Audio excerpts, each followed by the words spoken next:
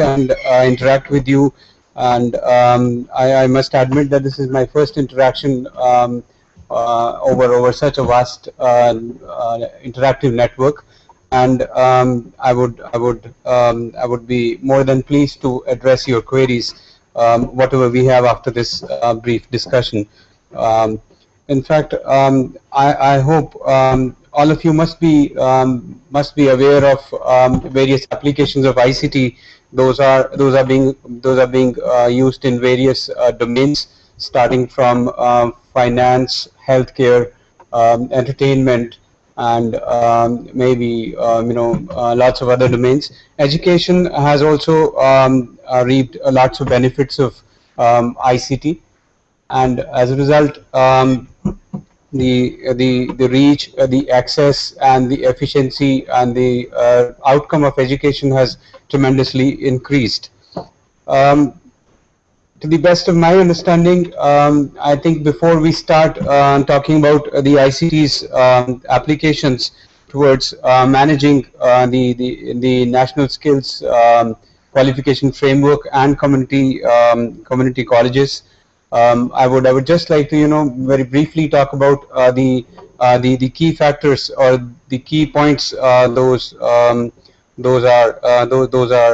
unique to the NSQF. As we all know that it is a quality assurance framework, and it organizes qualifications as per a series of levels. I think they are spread around divided in around 10 levels, starting from the basic level to a level where the participant matures into an expert and is able to manage and is able to deliver the I would say services to a level where he can be considered as an expert. And another aspect of this NSQF is that it has multiple entries and exit between vocational qualifications, skill training, general education, technical education in job markets. And then it also increases the potential for recognition of the prior learning, whatever the participant or the person may be having before joining this qualification stream. And it also enables the person to acquire the desired competency levels. Those could be used for transiting to job market and then returning back to learn more skills for upgradation and then moving back to the job market. So these are the prime aspects of NSQF, and it has been designed with certain objectives in mind, and some of those objectives include that the framework certainly accommodates the diversity of Indian education and training system. That there are various categories of institutions imparting education training, including the vocational training as well. And this framework has the capabilities, or it aims to, in a way, keep intact or bind together the diverse variety of educational centers or the training system within the country. And besides that, the development of qualification for each level based on the outcomes is accepted nationally. That means whosoever, from wherever the person has learned or qualified or has attained certain skills and knowledge, the person's capabilities or credentials are acknowledged nationally across the country. And then it also enables the individuals to progress through the education system and gain recognition for prior experiences, whatever the person may be qualified with based on the engagement or the experiences that the person has had in the past, formal or non-formal knowledge or skill. This framework ensures, or this framework helps the person to progress further using that prior knowledge that he or she has attained. And then it also provides structure for development and maintenance of progression pathways. And there are mechanisms put in place which enable the progression pathways and which enable the participant to move further to upgrade his or her skills and knowledge. And then the biggest objective of this quality framework is that it underpins the national regulatory and quality assurance mechanism for education as well as training.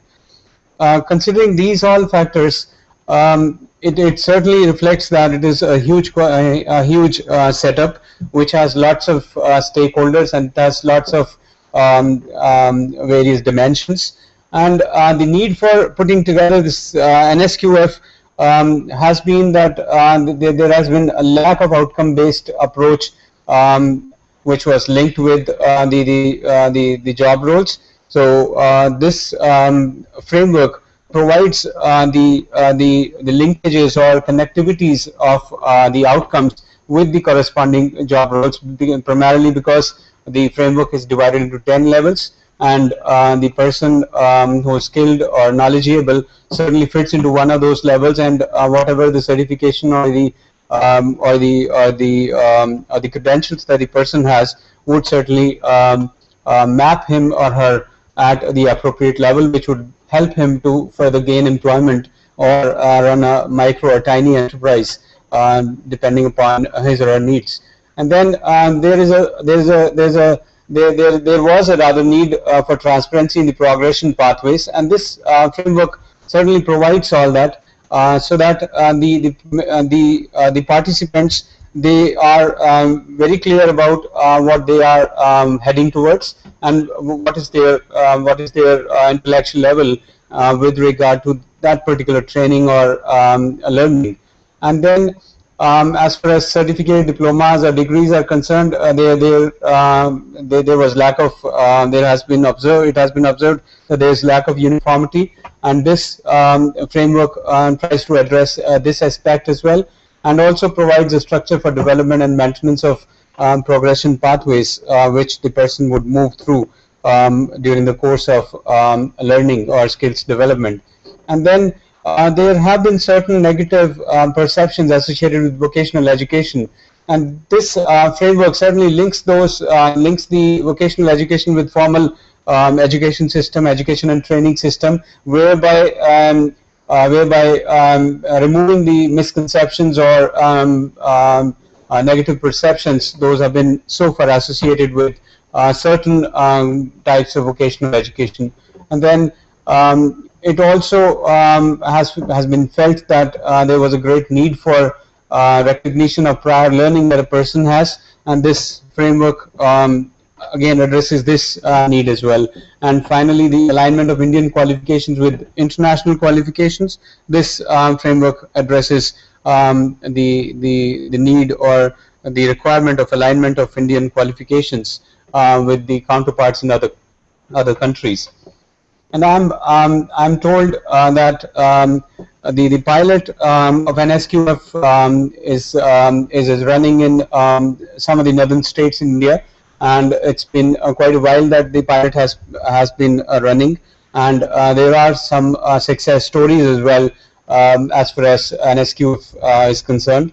And the challenges that the policymakers, decision makers, implementers, practitioners are facing while implementing NSQF is that there isn't a structured mechanism for monitoring and evaluation of the entire quality assurance and quality skills quality framework.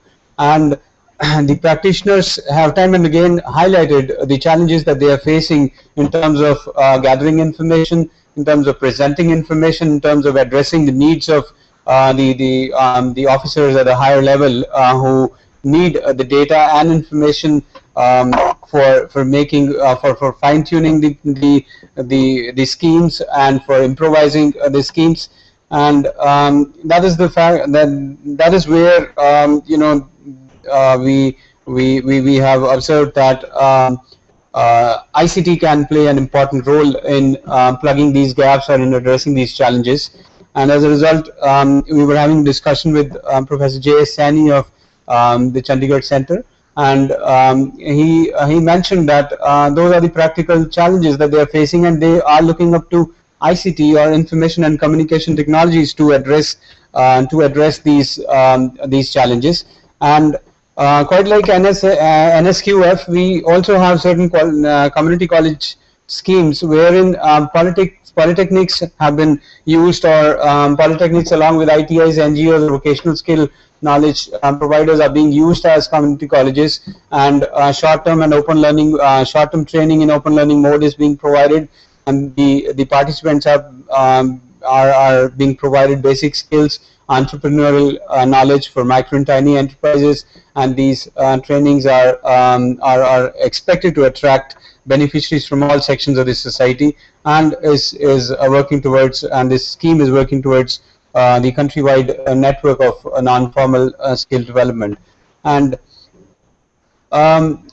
going or linking these such schemes with in order to strategically manage the areas like community schemes or college schemes or NSQF, the information and communication technologies can play an important role. Considering the fact that ICTs are now being applied in almost all the domains, and the advantages or the benefits of ICTs are no more being debated. Those are universal facts, which the ICTs use, or the ICTs benefits are universally known and accepted and acknowledged, and as a result, it has been felt by the decision makers or the policy makers for these programs as well, that we need to have certain mechanism or certain system in place which enables the implementers, practitioners, and also the decision makers or policy makers to come up with to have information at hand in various formats, in various and highlighting various dimensions, various aspects of these schemes, that what is the penetration of these schemes, what is the impact of these schemes, and how far are they being utilized, and what are the pain points, and how can these be addressed. And the most important or the most significant tool that can be utilized for addressing these challenges or for addressing these problems that the implementers or practitioners are facing with respect to the monitoring and evaluation of NSQF or community colleges or similar other schemes, is that we can certainly deploy or build some management information systems which are primarily designed around providing the managers and decision makers with information at times in real time, and also provide regular and information about regular and routine operations, and they control, organize, and help the managers to plan better, and also provide an integrated information from multiple sources. As we discussed earlier, or as we've mentioned earlier, that these frameworks are large. There are heterogeneous groups associated with these frameworks, and as a result, the information flows or information cycles are large, and the management, it certainly becomes very much challenging or virtually impossible to manage these kind of information flows or information sources manually without the help of information and communication technologies. So what we can do is design some sort of management information systems, use information and communication technologies to gather information, then to chop, dice, and present information so that the decision makers and policy makers are able to make quick decisions, do the fine tuning, and also plan such systems in a better way. Management information systems, they aid in decision making significantly, as they are used not only for structured problems but also for unstructured problems. The data from multiple sources, could be internal and external to the organization, is gathered and it is organized in a specific format, and it is presented in one or the other form, in the form of reports, graphs, charts, or tables, or maps as well.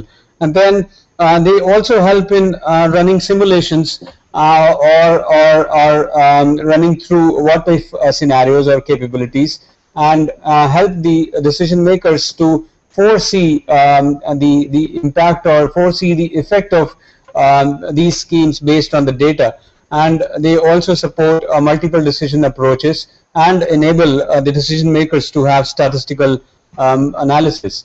And keeping these factors in mind, we do have in the education horizon or education management horizon various information systems, and educational management information systems are something which really have been assisting or empowering the decision makers and policy makers in coming up with decisions which have enhanced the access, efficiency, effectiveness, and reach of the educational schemes, not only at schools level or colleges level, but even in the vocational and training programs as well. And various countries, India certainly is in a very good position to utilize such information systems, and Government of India has made certain efforts, or has taken few strides in this direction to have educational management information systems, though at state level, and some of these have been at the central level as well, wherein the policy makers are analyzing getting the information gathered by the education officers at the state level or the district level, and the entire collection of information is then passed on to the higher level, where they get a holistic view of the impacts of schooling or the curriculum that is run in various schools or various colleges. And the results of these educational management information systems have been significantly have been appreciated all around, and as a result, it is felt that educational management information systems can also go a long way, or can enable these schemes to meet all the objectives in the best possible manner, and in shortest time possible. So the educational management information systems, those are in place. They are not only in India but also in other developing countries like Namibia, Cambodia, and other African and Asian countries. And all the countries, rather, United Nations has also been pushing for having such information systems in place specifically for education and training domains. And as a result, some of the countries have designed, including India, they have designed educational management information systems which target adult education, for example, and then the information pertaining to finances is also assimilated or accumulated in the information system. Then there are detailed data sets or data information available in various formats, in terms of the processes, in terms of the achievements those the systems have enabled. And then information on the external efficiency of the education system has also been mapped, and also it helps in improving the access of the information that is available in silos, otherwise in localized and discrete. So I consider this as an opportunity or a perfect test bed to apply the concept of management information systems in monitoring these schemes, or in evaluating the impact of these schemes. The most important aspect of the entire management information system before it is implemented is the way the information flows within the circle. I'm really sorry for poor legibility of this schematic. It is basically an attempt to highlight that how the information flows within the system, or within the mechanism in a domain. For example, if it is an educational management information system for NSQF or community college schemes, we need to ascertain that what is the flow of information, how does the information flow, and what are the information sources, who are the information producers, and who are the information users, and how the information is gathered, and where is it accumulated. So the entire information is plotted or mapped, starting from the policies and issues. Those are important for the implementers or the practitioners, and then the way the information is required, or the need for the information, and then the modalities in which the information is to be presented, be it the graphs or reports or charts or maps, etc., and identifying the data sets. Those have to be used, or those have to be populated, and the database where this entire information has to reside,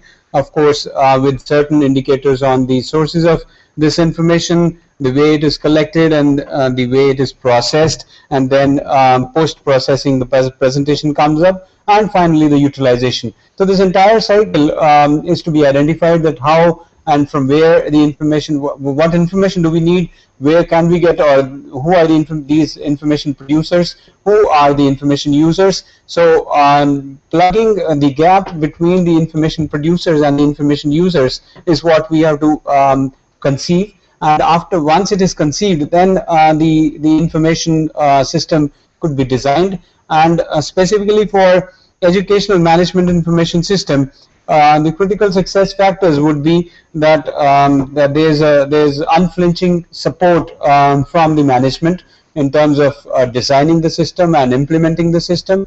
And the management could be the local management and the central management, including the funding agencies, or the agencies that are driving these programs, these schemes, including the ministries and various other departments.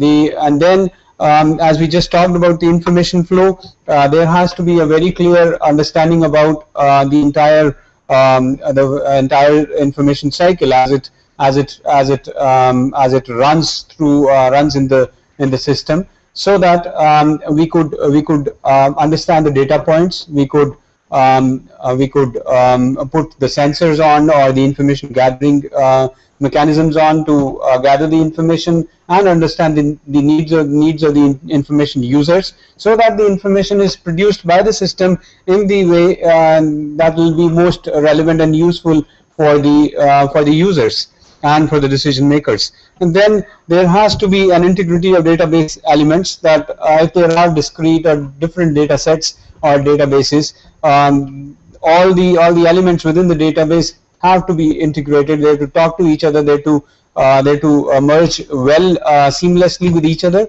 And then, of course, the most important part is the appropriate hardware, software, and the network through which the entire information would run. It could be the local network within the organization, or just because the spread of these schemes, including NSQF and community college schemes, is national. So we need to design, or we need to ride on a network which connects various important points in the net across the nation, and to have a coherent network which enables the flow of information, or exchange or processing and sharing of information between various agencies or various nodes. And then once the design of the management information has been put in place, educational statistics questionnaire is something which is very important, and this would help us. This tool would help us to gather information on the parameters, or on the aspects which we certainly need to assess, or we need to analyze. And then once the information is gathered, we need to be clear about the requirements of the information users, and that what sort of information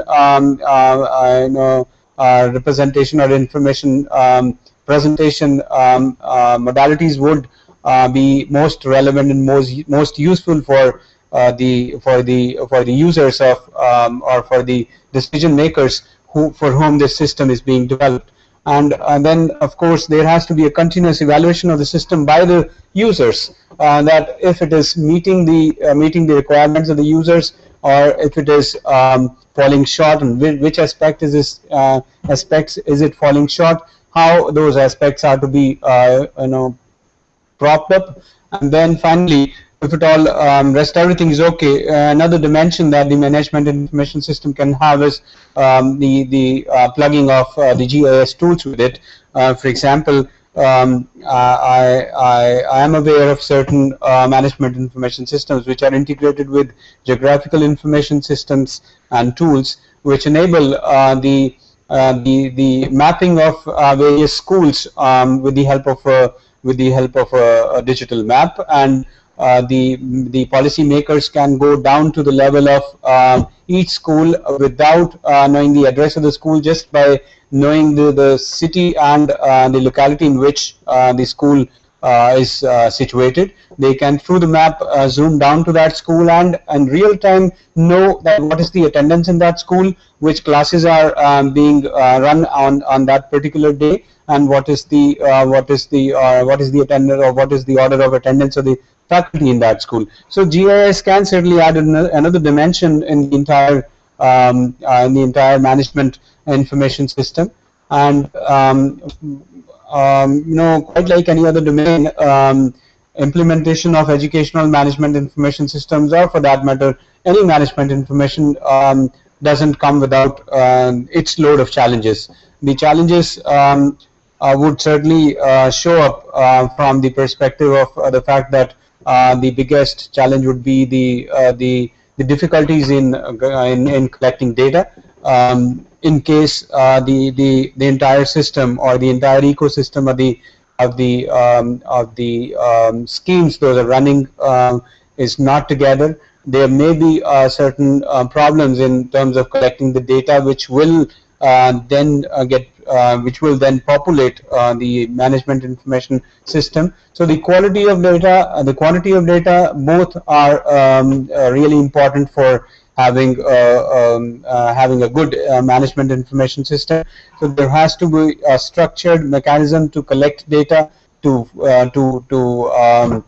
filter data, or to cleanse the data, and then to ensure that the data that has been collected quantitatively or qualitatively is high on quality and high on various other aspects as well. And then besides that, the entire set of stakeholders, whosoever is connected with the educational management information system, have to have a very good understanding about the management information system, that what are the advantages of this kind of a system, what will it lead us to, and how will it address the challenges those we are facing as now. So there has to be a very coordinated effort amongst the stakeholders and the implementers of this management information systems and the users, to ensure that the efforts those go into the design and development of this kind of a management information system, which will address our present challenges, really are acknowledged by one and all, so that the mileage is maximum, and we derive the most out of this management information system. And again, considering the educational management information system, I think once again, to highlight the dimensions of this EMIS, would be the collection of data most important, and then handling the processes those go in collecting that data, or those move further towards getting authenticated and quality data, and of course the storage mechanism, that how the data is to be stored. And then the system has to have certain order of manual use, or manual mechanism within the system, and the computerized part or the automated part of the system, and then connectivity with the sources those produced the data, and the users who use this system, and of course understanding the needs of producers and users, and finally the network that will enable the sharing of this data, gathering as well as propagating this information that is derived out of the data that resides within the EMIS. And finally, who all need basically the information? I think besides policymakers, we have parents at times, or the trainees who are going through the system. They, before even attending the training programs or skill development programs, they would want to know, or they may like to know that what kind of skills are in demand, what is the strength of a particular training center, and who all are the faculty members who are running those programs. And similarly, faculties would also want to know that what is the background of students and how many students have been training, and whether these students after training have got absorbed in the appropriate line of application of these trainings or these qualifications or these skills development, whether they have got absorbed in job market in the industry, or have they opened up their own enterprise. And then also the managers or the principals of these schemes who are managing these schemes at the local levels, and of course at the central level, the policy makers and the decision makers, and finally the government at the central and the state level. So these are these were some of the aspects which I thought we must share with the perspective of I would say understanding the management information system, because I suppose based on the inputs received from the practitioners of NSQF and community college schemes, the monitoring and evaluation have have showed up as the biggest challenges as of now, and information and communication technologies have the potential to address this challenge in a very cost-effective and an efficient manner. And I would now like to throw open this discussion for an interactive session, and would love to address your queries. So may I request you all to share your experiences and your problems, so that we could address or discuss these problems, and the way this management information systems in the educational stream or skills development stream could help you all, as well as help the participants or the trainees.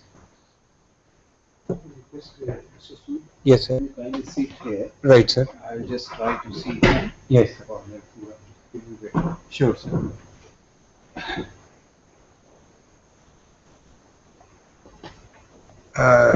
Good morning, friends. Connected to NITTR from the various states. You have heard Dr. Sood. He has briefly given you an idea about the use of ICT and EMIS in planning and management of National Skill Qualification Framework and community college schemes. You working in the polytechnic systems and engineering college system, you use ICT in different ways.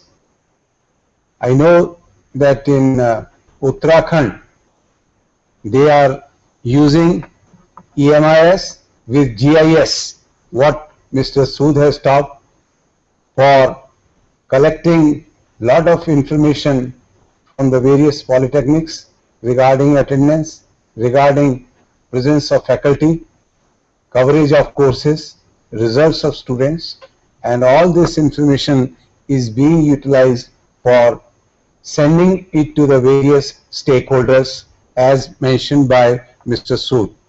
Parents get information, teachers get information, Director General get information, institutions get information, board gets information, directorate get information. And through the application of ICT and EMIS, they have been able to reduce a lot of drudgery of manual processing of information, in which the possibility of doing error was much more than the ICT system. So, not going in detail about this, I would like to go to the different centers, and I would request them that if they have any clarification or any doubt or any problem, they can pose those questions to us, and I will request the eminent speaker to answer those things. Yeah. Government Polytechnic Dehradun, could you get me? Huh? Yeah. Is it Government Polytechnic Dehradun? Yes. Government Polytechnic Dehradun.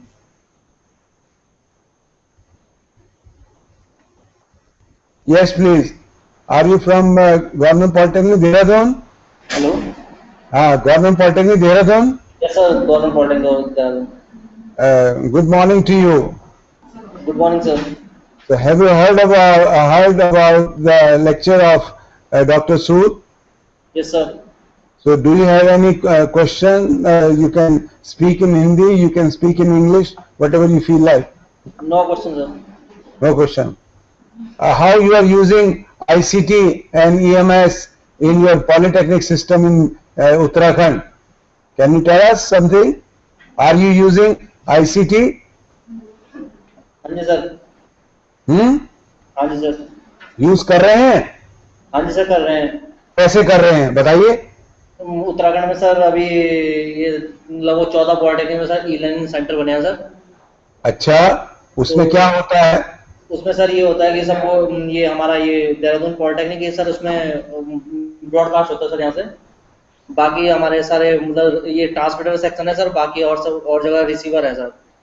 और यहाँ suppose lecture deliver हो रहा है तो sir वो 14 जगह में broadcast होता है सर. तो जो भी लेक्चर यहाँ से आप डिलीवर कर रहे हैं देहरादून से, वो 14 सेंटर में लोग सुन रहे हैं, ऐसा है? हाँ जी सर, हाँ जी सर, ये है. और उसमें प्लस बच्चों के लिए वो प्रोवाइड कर रखा है सर. प्रोवाइड कर रखा है.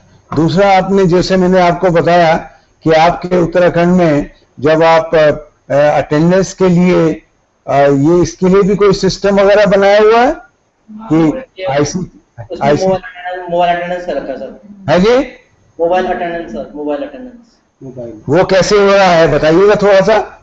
ये हमने सर एक यहाँ सॉफ्टवेयर डेवलप कर रखा है sir ji.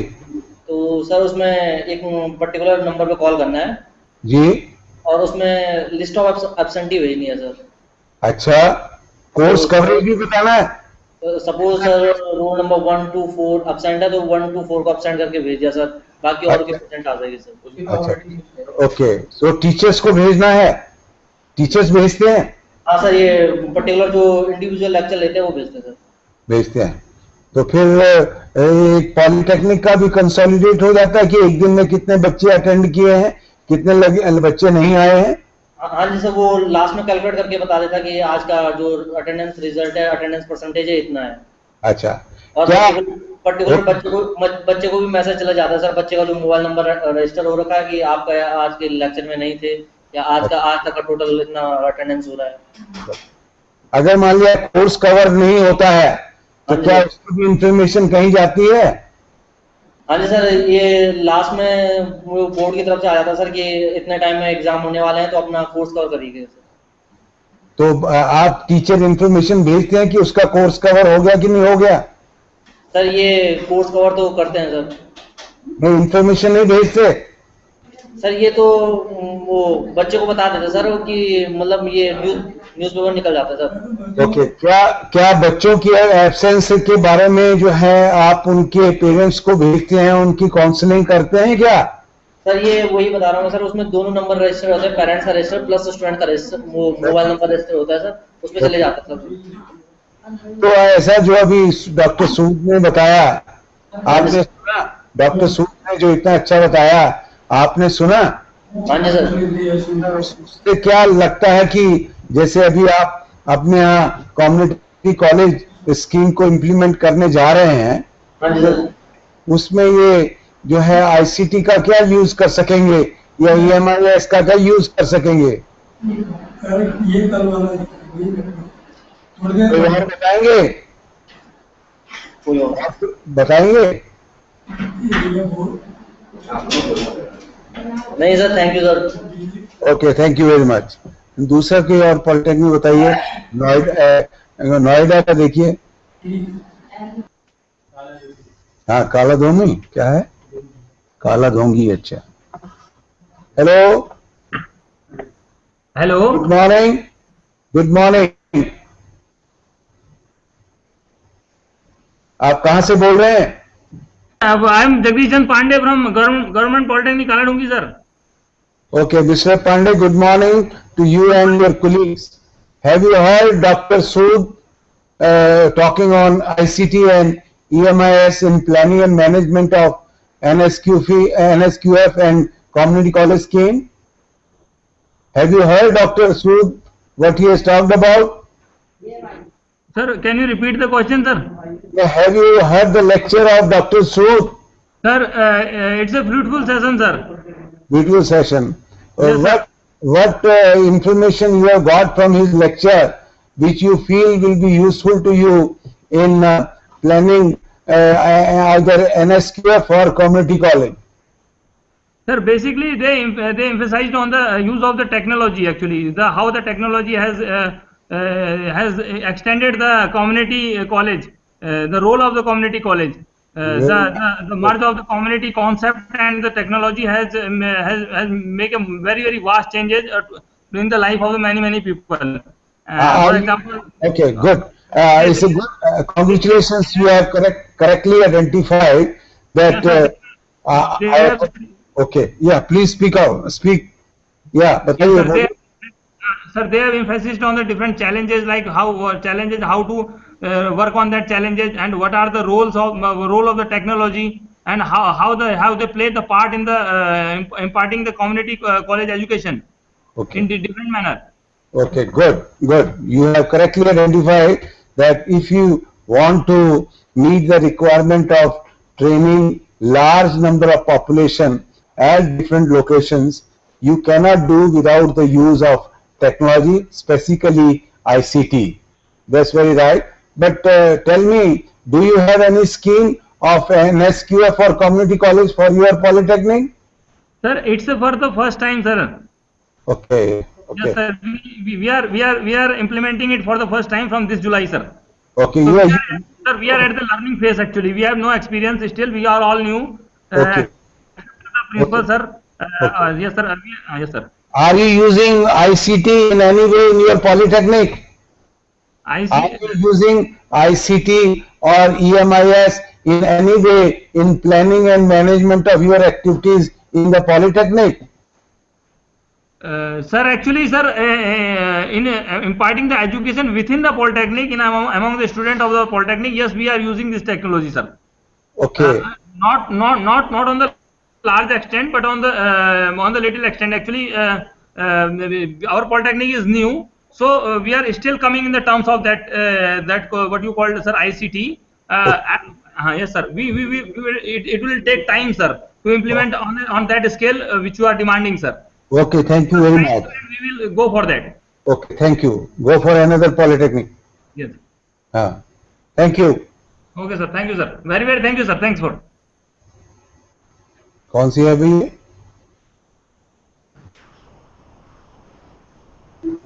Yeah, Government Polytechnic Hisar. Good morning to all of you from Government Polytechnic Hisar. Are you speaking from Hisar? Yes, sir.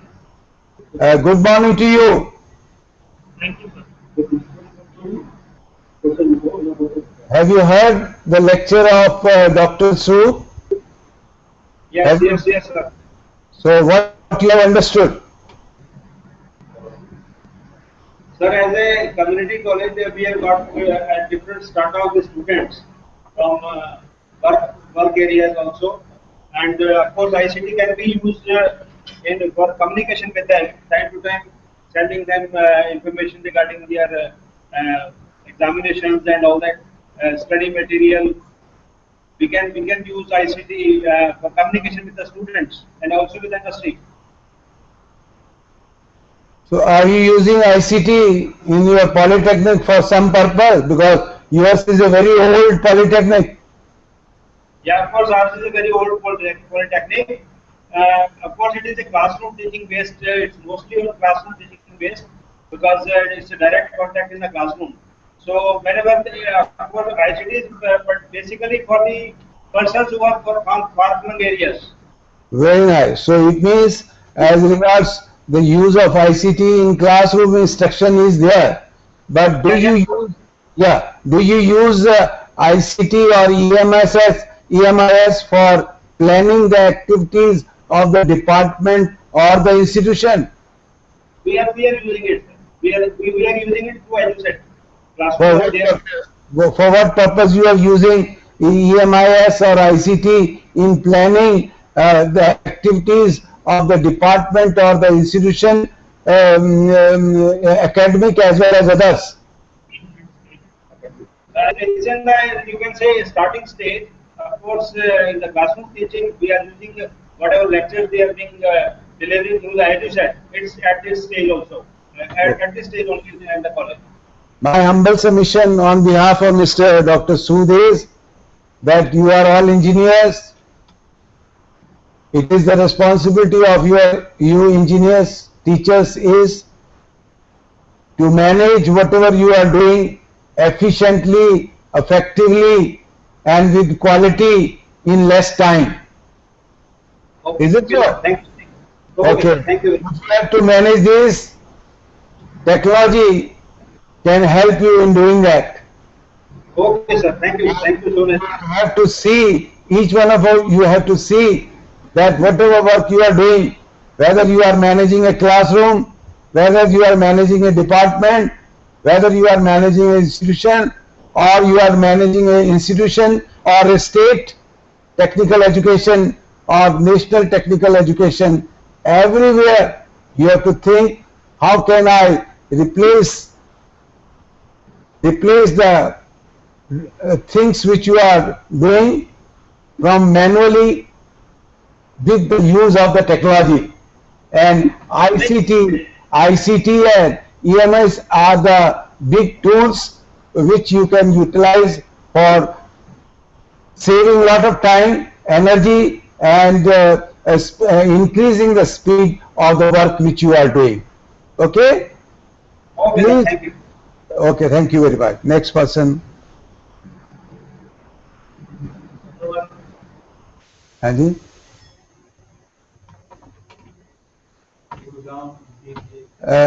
Which is that? DGI Noida.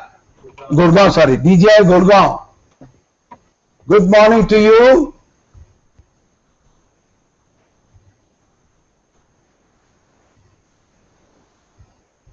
Hello. Good morning to you. Good morning, sir. You are from DGI in Gurgaon? Yeah, sir. Good morning, sir. Good morning. Have you heard Dr. Sood? Yeah, sir. Very effective lecture on Very ICT. effective and very informative also. Very nice. Good.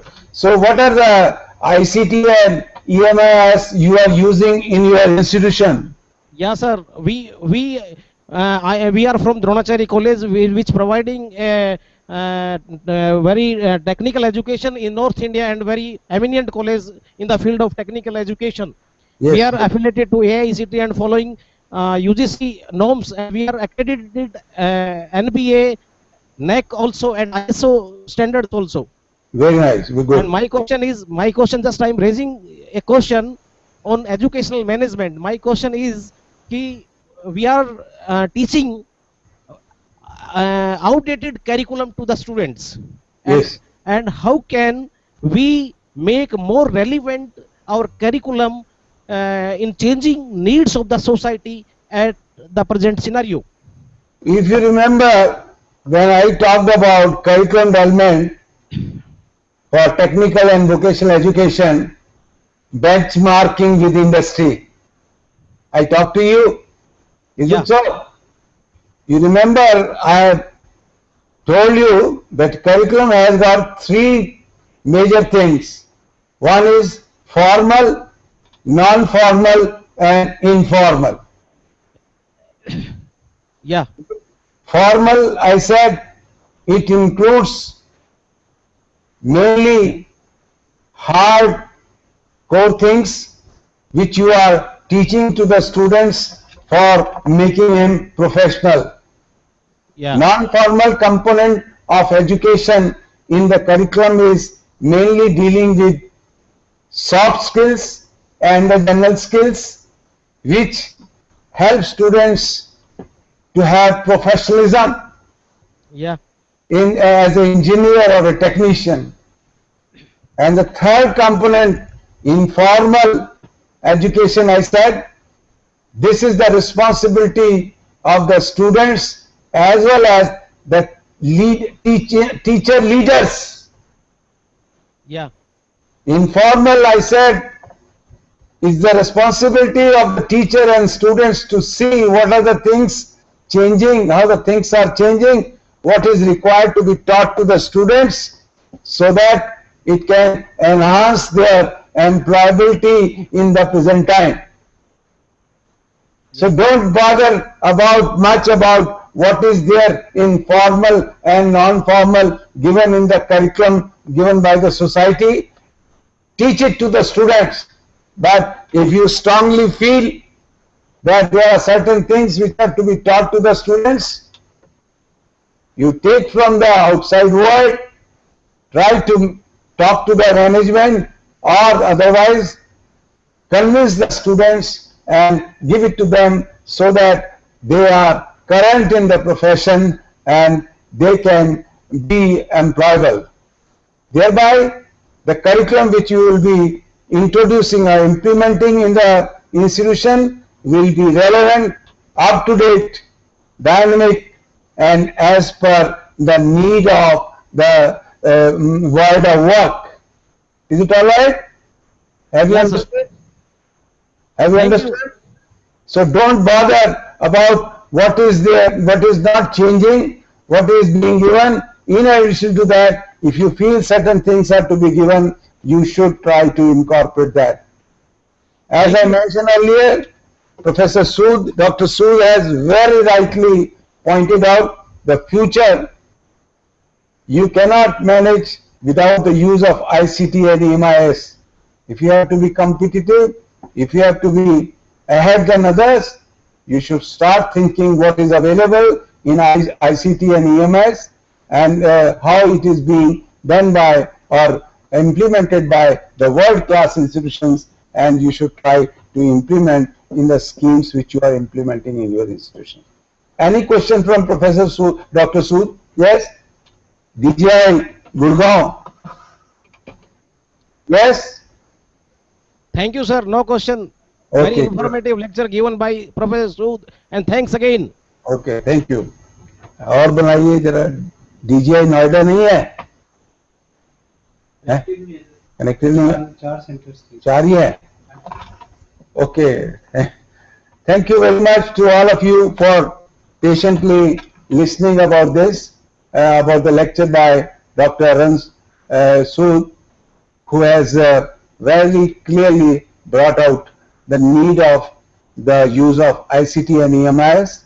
And when we are thinking about the, implementation of the scheme of NSQF and community college schemes all over the India, in that situation, you can very well imagine that India is a very big country, and we have a typical type of education system in which education is a state subject. That is, and the responsibility of the national agencies are only to give guidelines as regards the policies are concerned, while actual planning and implementation of these schemes has to be done by the state level. But monitoring of all these schemes which are for the quality improvement or for enhancing the access and equity of education is there. The responsibility is there at the state level as well as the national level. Planning and management of all these schemes cannot be done manually because of the fact that India is a very vast country and the schemes are being implemented in the states at district level or village levels also. The only alternative is that we will have to have the information management system interlinked with GIS, what you have said. Without that, we will not be able to do that. And the sooner we do it, the better it will be. But one thing is there, that when you are starting with the initial thing, you will take a lot of time. So when you are working in states, you will have to think of what are the things available in the place where you are. For example, in the school education system, we started in a big way. At all school levels, we started distance education centers at the district levels, and we have created a mechanism by we can interlink and get all the information. So, when you are implemented certain schemes in the district level, try to find out what are the systems available to you by which you can collect the information, provide the information to the various sources. And if you do that, the possibility is there that you will be more knowledgeable about what you are doing. All latest information regarding the scheme and other aspects will be available to you, and you will be able to meet the requirement of the national and state level bodies of providing what is happening in your place and how you are executing the thing, what are the problems you are facing, how you can improve upon the system, how can you improve on the access. All these you can provide to them, and you can get your problem solved, and thereby you can achieve excellence in the schemes you are implementing at your place. I, on behalf of NITTR and on behalf of all of you, thank Dr. Sood for giving such a good lecture on the information management system. I have been also benefited from your presentation, and we look forward for getting your assistance in future also for disseminating your life experience to all the participants and more participants who will be connected with this system. Now I request Professor J. Stani to kindly talk to them for a few minutes. Or you can have a break, whatever you feel.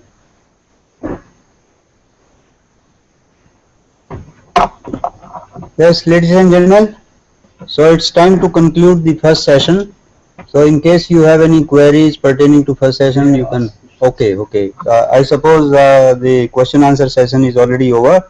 So we'll have a brief tea break for about 15 minutes, and it's 5 minutes to 11 now. So let's reassemble at 11:15. So I'll request you to kindly return back to your seats in 20 minutes time, and thereafter we are going to have the final session pertaining to this program.